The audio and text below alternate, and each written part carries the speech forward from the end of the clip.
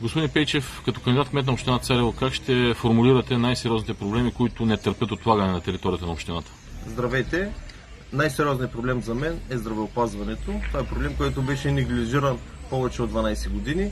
Считам, че по най-бързия начин трябва да се реновира здравеопазването, както и базата на нашите медици.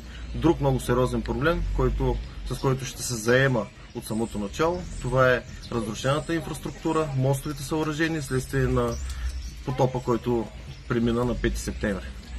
Какво е състоянието на съставните селища? Съставните селища 12 години назад бяха неглижирани и сме да твърда, че абсолютно нищо не е правено за тях. Имам заложено в програмата действия, които ще бъдат приложени и при тях.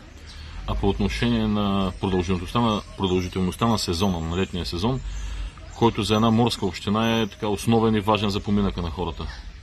Считам, че 35-40 дни, колкото трае нашия летен сезон, е изключително кратък. Така че ние сме заложили основни приоритети в програмата си, които ще спомогнат да може да бъде удължен летния туристически сезон. Като че ли в последните години в Царево реално няма никакви външни инвестиции. Имате ли някакви идеи във вашата програма как може да се реализира това? Разбира се, имаме яснота, имаме виждане как да се случи това, как да бъдат привлечени големи инвеститори. До сега това не се е случвало, защото общината просто абдикираше и не работеше с тези хора. Друг проблем, който беше така забелязан от обективните хора, е това, че няма прозрачност в община Царево. Ще го промените ли? Разбира се, това е на първо место.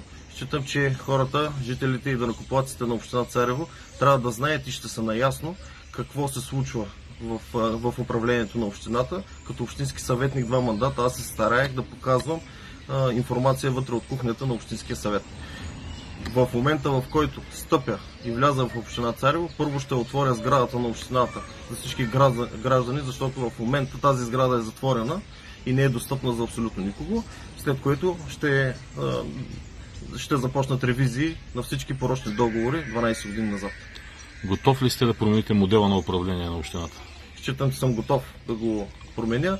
Имам и страхотен екип, който е застанал зад мен, така че заедно знаем как да променим облика и модела, феодалното управление на община Царево до сега. Какво бихте казали на жителите на общината?